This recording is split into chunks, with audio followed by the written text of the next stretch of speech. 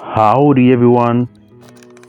I bought these fresh mint leaves from the grocery store, but I left the pack on the kitchen counter overnight and ended up with this partially wilted mint.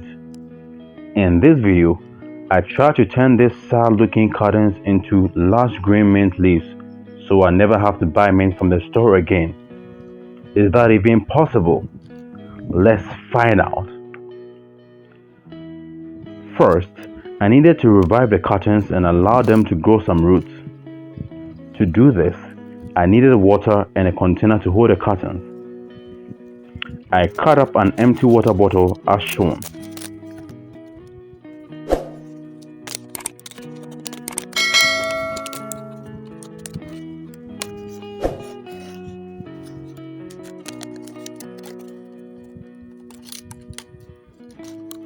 I inverted the top and placed it on the bottom. You will see why I did this shortly. Next, I filled it with water up to a level right above the neck of the water bottle. I then selected some cuttings that were not completely wilted and plucked out some of the lower leaves from at least 3 nodes.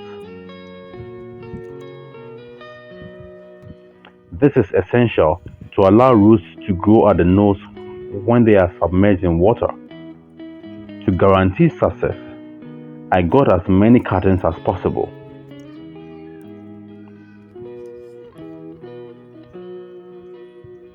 When all the cuttings have been prepared, I placed them in the water through the neck of the bottle. I ensured that most of the nodes without leaves were submerged in the water, whereas all the leaves stayed out of the water.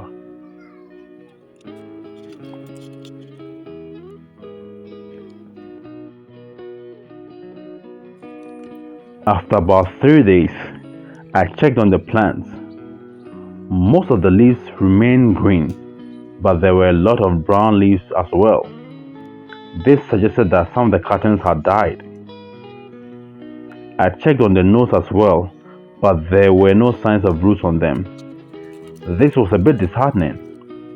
However, since some of the leaves were still green and turgid, it meant all hope was not lost. I pulled out all the cuttings and removed the dead leaves. All the dead cuttings were also removed and discarded.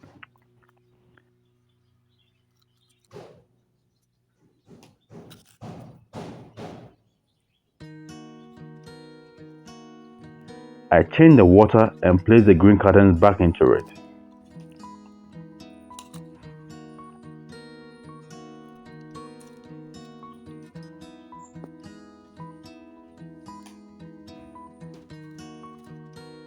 After about 7 days, I checked on the setup again.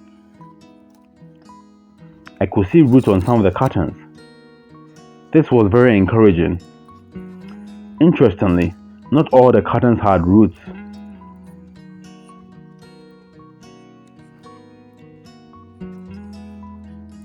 Some had also died or were in the process of dying.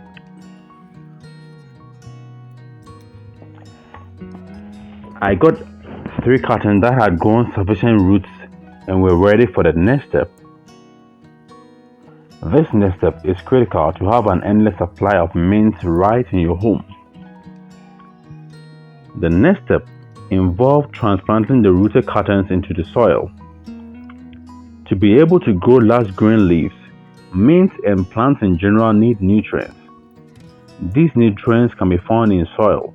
That is why it's important to transplant into the soil. Unless you want to grow hydroponically, in which case you can still grow in water and supply nutrients through the water. But this is not the focus of this video. I filled a 5-liter container with garden soil mixed with about 10% poultry manure. I created a hole and inserted the cuttings into it, making sure that the roots were completely covered.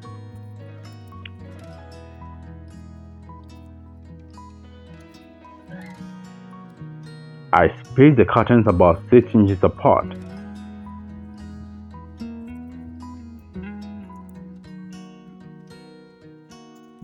I watered the plant thoroughly after transplanting.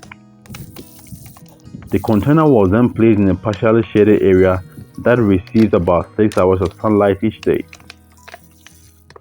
Then I went to sleep. Well, not really, but the point is that I didn't do anything special again, except ensuring that the soil was kept moist but not soggy. I watered only when the soil surface appeared dry. About 30 days after transplanting, the mint had produced large green leaves and was ready for the first harvest. At this stage, cuttings can also be taken to be grown in a separate container to have a truly endless supply of mint.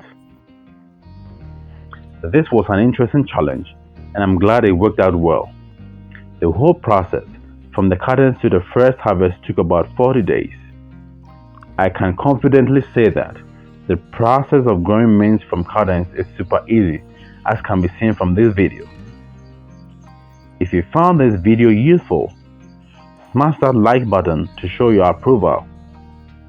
You can also share it so that more people will benefit from it.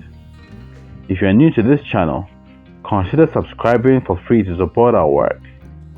Have a nice day. Check out our other videos or see you in our next. Until then, it's adios.